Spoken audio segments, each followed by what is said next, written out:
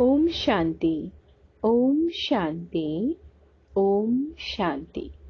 आज है 19 अगस्त 2021। परमपिता शिव बाबा के महावाक्य। बाबा आज कह रहे हैं, मीठे बच्चे, तुम सच्चे सच्चे राज ऋषि राजयोगी हो। तुम्हें राजाई के लिए पवित्र जरूर बनना है। प्रश्न, कौन सा अटेंशन राजाई के लायक बना देता है? अगर पढ़ाई पर पूरा पूरा अटेंशन है तो राजाई मिल जाती है। बाप जो सुनाते हैं उससे अच्छी रीति सुनकर धारण करो। बाप ने सुनाया और बच्चों ने सुना तो राजाई मिल जाएगी। अगर सुनते समय उबासी देते व झुटका खाते, बुद्धि भटकती तो राजाई गवा देंगे। इसलिए पढ़ाई पर पूरा अटेंशन दो। गीत है, हमें उन राहों पर चलना है। ओम शांति। रूहानी बाप रूहानी बच्चों प्रति समझा रहे हैं। आज बच्चों को हठ योग और राजयोग पर समझाते हैं। बच्चों को मालूम है वह जो भी सिखलाते हैं सब है हठ योग, क्योंकि वह कर्म सन्यासी हैं। वास्तव में गृहस्थियों को हठ योग कर्म सन्यास सीखना नहीं है। वह तो है ही निवृत्ति मार्ग। वह धर्म ही अलग है। तुम्हारा धर्म देवी देवता धर्म है। जिन देवी देवताओं ने राजयोग से ही राज्य पाया है। अभी तुम राज ऋषि हो। ऋषि उन्हों को कहा जाता है जो पवित्र रहते हैं। तुम अभी पवित्र हो।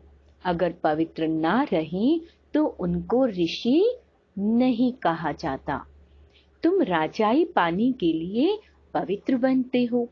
वह कोई राजाई पाने के लिए पवित्र नहीं बनते। तुम जानते हो कि पवित्र दुनिया में हमको पवित्र राजाई थी। भारत में ही 5000 वर्ष पहले देवी देवताओं का पूज्य पवित्र प्रवृत्ति मार्ग था। अभी पुजारी पतित बने हैं। पतित कैसे बने? 84 जन्मों का हिसाब है ना। बाप जो सहज राजयोग सिखला रहे हैं वही तुमको 84 जन्मों का हिसाब बतलाते हैं। दूसरे धर्मों को सन्यास धर्म वाले क्या जाने। यह है देवी देवताओं का प्राचीन धर्म। वह है पीछे वाला धर्म जो पास्ट हो गए। उनको सन्यासी समझ ना सके। तुम जानते हो हठ योग अनेक प्रकार के हैं। द्वापर से भक्ति मार्ग के साथ हठ योग शुरू होता है। अभी फिर है राजयोग। वह हठ योग जन्म बाय जन्म सीखते आए हैं। राजयोग तुम एक जन्म में ही सीखते हो। उनको जन्म बाय जन्म पुनर्जन्म लेकर हठ योग सीखना ही है। तुमको राजयोग सीखने के लिए पुनर्जन्म नहीं लेना पड़ता। यह राजयोग तुम सिर्फ संगम पर ही सीखते हो। राजाई मिल गई, स्वर्ग हो गया, फिर और सब धर्म खत्म हो जाते हैं। तुम राज ऋषि हो। बाबा कहते हैं, राधे कृष्ण भी पवित्र है ना। कृष्ण को महात्मा भी कहते हैं। महात्मा पवित्र होते हैं। बाबा कहते हैं, तुम भी अभी महात्मा व राज ऋषि हो। महात्मा अर्थात पतित पवित्र महान आत्मा। कैसे हैं? महात्मा अर्थात पवित्र महान आत्मा। यह बातें कोई शास्त्रों में नहीं है। शास्त्र तो बाद में बनते हैं। कहानियां मिसल बैठ लिखते हैं। जो पास्ट हो जाता है वह बैठ खेल बनाते हैं। सच्चा तो नहीं है। अब बाप बच्चों को प्रैक्टिकल में पढ़ाते हैं। उनकी फिर हिस्ट्री बनाई है। यादव कौरव पांडव थे, जरूर संगम पर होंगे। संगम युग की हिस्ट्री बैठ बनाई है। त्योहार भी अभी संगम युग के हैं। राखी बंधन भी पवित्रता पर है। पीछे फिर उनका यादगार चलता है। यहाँ बाप भी सभी को पवित्र बनाए प्रतिज्ञा कराते हैं। सिख लोग कंगन पहनते हैं, वह भी पवित्रता की निशानी है। हिंदू लोग जनेऊ पहनते हैं, वह भी पवित्रता की निशानी है, परंतु पवित्र रहते नहीं हैं। राखी बंधवाते हैं, अर्थ थोड़े ही समझते हैं। आगे ब्राह्मण लोग राखी बांधते थे, अभी भाई बहन को राखी बांधती है, वह खर्ची देते हैं। यह सब अभी फैशन पड़ा है। वास्तव में यह है पवित्रता की बात। बाप कहते हैं बच्चे, काम महाशत्रु है। वह ब्राह्मण लोग कोई ऐसे नहीं समझते हैं। अभी बेहद का बाप कहते हैं बच्चे प्रतिज्ञा करो, हम पवित्र बनेंगे, कभी विकार में नहीं जाएंगे। बुलाते भी इसीलिए हो कि आकर पतितों को पावन बनाओ। सतयुग त्रेता में कोई नहीं बुलाते, वह है ही राम राज्य। यह है रावण राज्य। राम राज्य में 5 विकार होते ही नहीं। यथा राजा रानी तथा प्रजा। अभी तुम बच्चे जानते हो, हम बाबा से स्वर्ग की बादशाही ले रहे हैं। इस नरक से जाना जरूर है। बाबा आया है पावन बनाकर स्वर्ग ले जाने। फिर तो हम क्यों नहीं पावन बने। उन्हों के हठ योग तो अनेक प्रकार के हैं। जयपुर के म्यूजियम में जाकर देखो, कितनी वैरायटी हठ योगियों की। उनसे होता कुछ भी नहीं, सीढ़ी नीचे उतरते ही जाते हैं। बाप ने समझाया, भारत जब पतित बनता है, रावण का राज्य होता है, तो धरनी हिलने लगती है। सोने के महल आदि सब नीचे चले जाते हैं। महलों आदि को कोई लूटा थोड़े ही है, वह तो सिर्फ मंदिरों को लूटा है। कुछ जेवर आदि ले गए हैं। जेवरों का सबसे जायज़ी शौक तुमको है। तुम स्वर्ग में आते ही जेवर पहनते हो, राज्य करते हो, और धर्म वाले आते ही राज्य नहीं करते। तुम बेहद के बाप से स्वर्ग की बादशाही का वर्षा लेते हो। तो यह बाप बैठ समझाते हैं, गीता पढ़कर नहीं सुनाते। गीता में जो कुछ लिखा है वह सब मैंने कहा नहीं है, वह तो मनुष्यों ने मेरे महावाक्यों का बाद में बैठ शास्त्र बनाया है। हमने जो, बाबा कहते हैं, हमने जो तुमको सुनाया वह तुमने ही सुना, और फिर जाकर राजाई की। वहां यह ज्ञान नहीं रहता। यहाँ तो बाप टीचर बैठ शिक्षा देते हैं।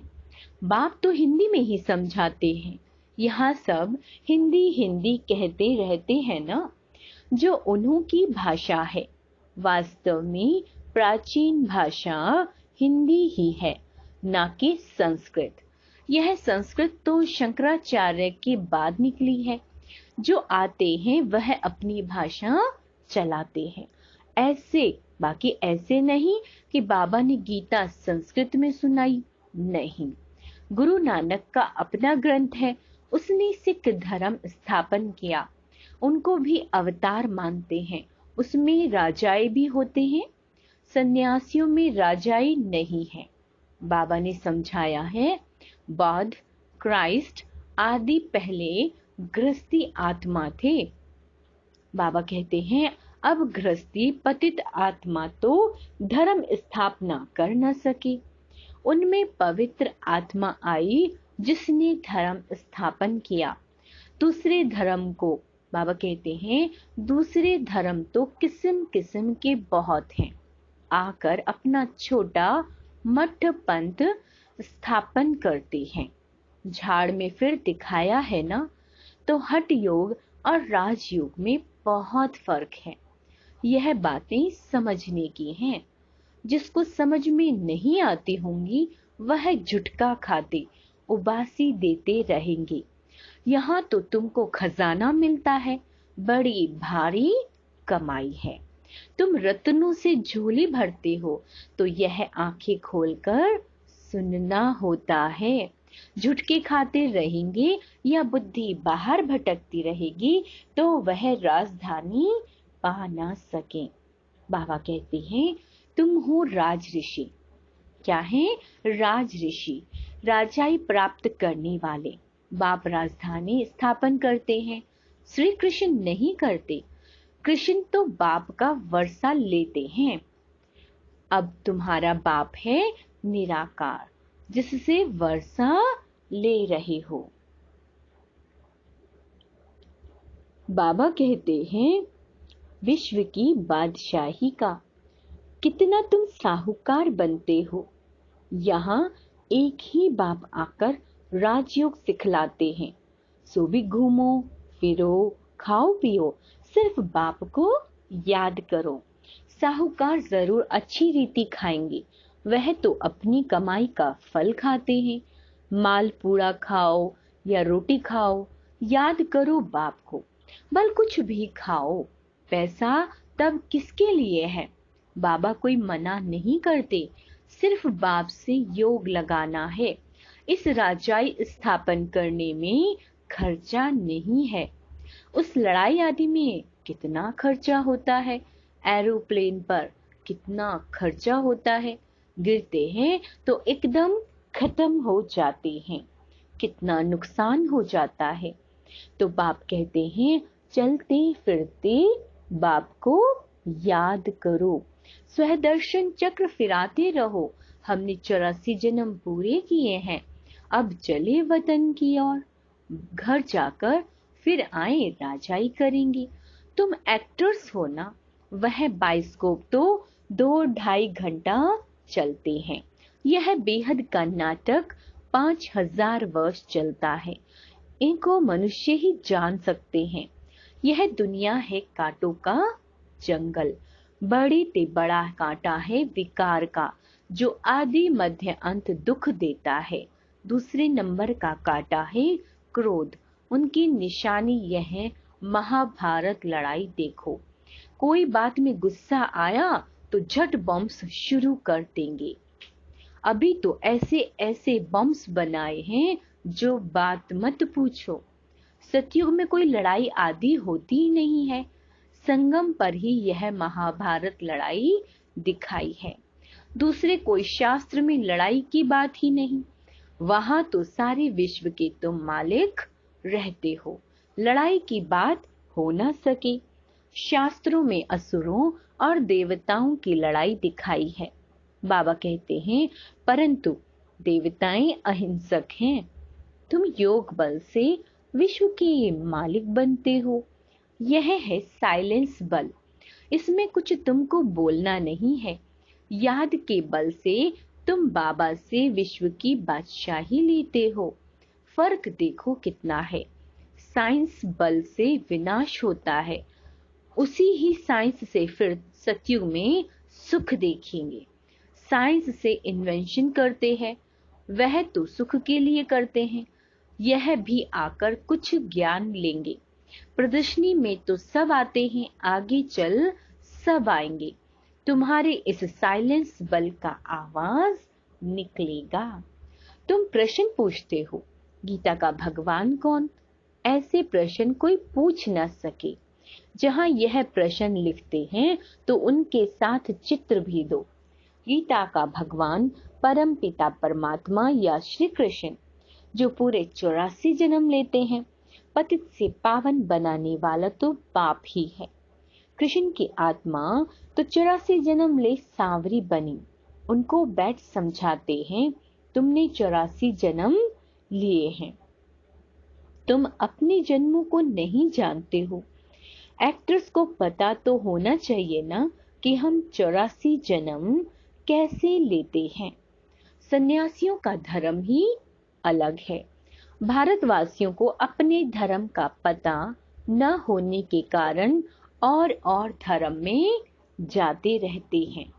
किसी गुरु की आशीर्वाद से किसी को धन मिल गया तो उनके पीछे चटक पड़ेंगे।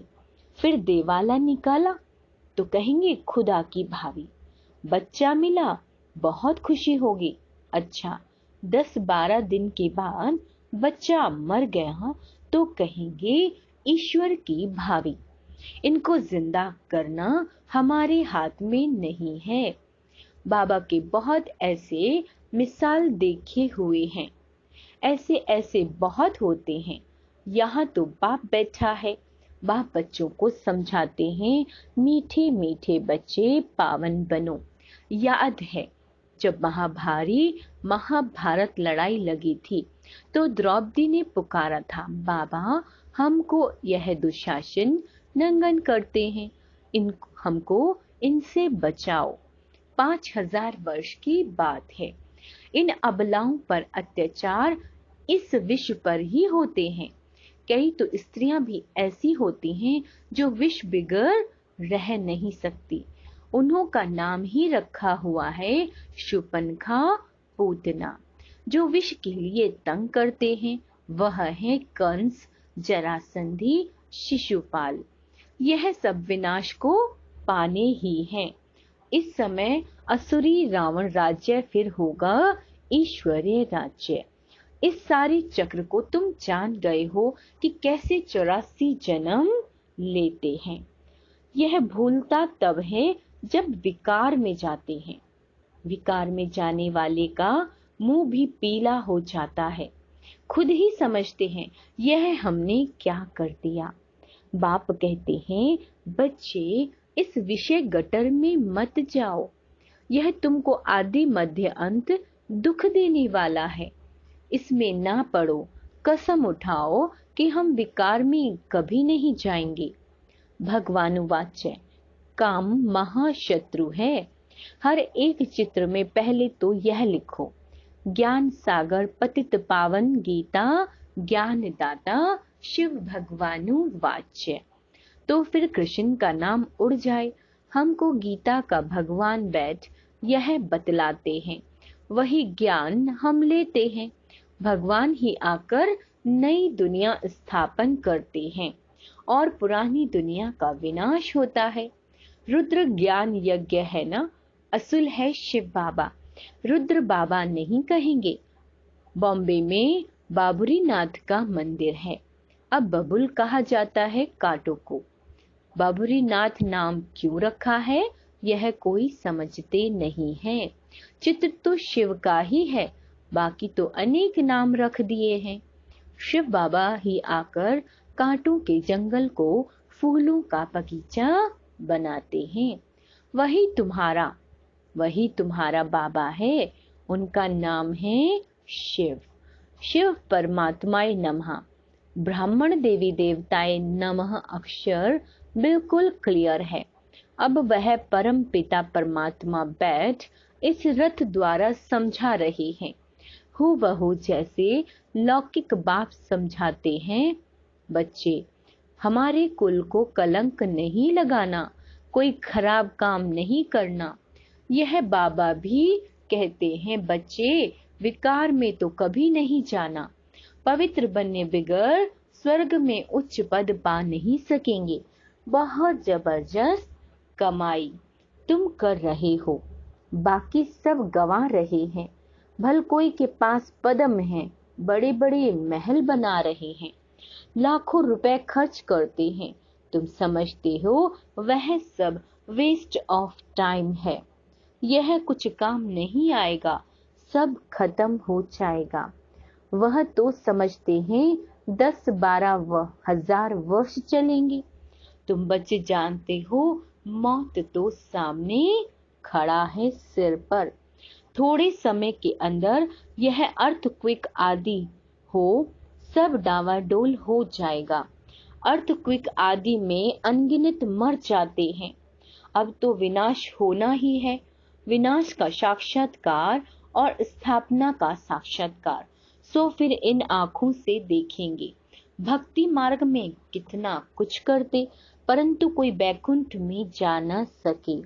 ज्ञान बिगड़ सदगति हो न सके। यह सब भक्ति मार्ग के खिलौने हैं। अच्छा, मीठे मीठे सिक्के लदे बच्चों प्रति माता पिता बाप दादा का याद प्यार और गुड मॉर्निंग। रूहानी बाप की रूहानी बच्चों को नमस्ते। हम रूहानी बच्चों की रूहानी माता पिता बाप दादा को याद प्यार गुड मॉर्निंग नमस्ते मीठे बाबा।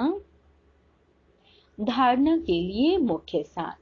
कुल कलंकित करने वाला कोई भी काम, खराब काम नहीं करना है। पवित्र बनने की अपने आप से प्रतिज्ञा करनी है। दूसरा, अब अपना टाइम मनी वेस्ट नहीं करना है। फूलों के बगीचे में चलने के लिए कांटे निकाल देने हैं। वरदान, पहले आपके पाठ द्वारा ताजधारी बनने वाले चतुर सुजान भव। जैसे बाप दादा अपने को ओबीडिएंट सर्वेंट कहते हैं, सर्वेंट कहने से ताजधारी स्वतः बन जाते हैं। ऐसे आप बच्चे भी स्वयं नम्र चित्त बन दूसरों को श्रेष्ठ सीट दे दो। उनको सीट पर बैठाएंगे तो वह उतर कर आपको स्वतः ही बैठा देगा। अगर आप बैठने की कोशिश करेंगे तो वह बैठने नहीं देगा। इसलिए बिठाना ही बैठना है।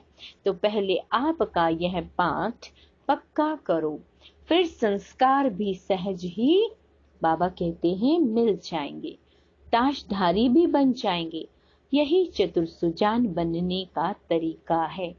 इसमें मेहनत भी नहीं, प्राप्ति भी ज्यादा है।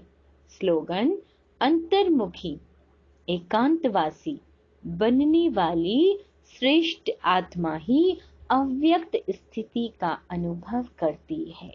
अच्छा, ओम शांति।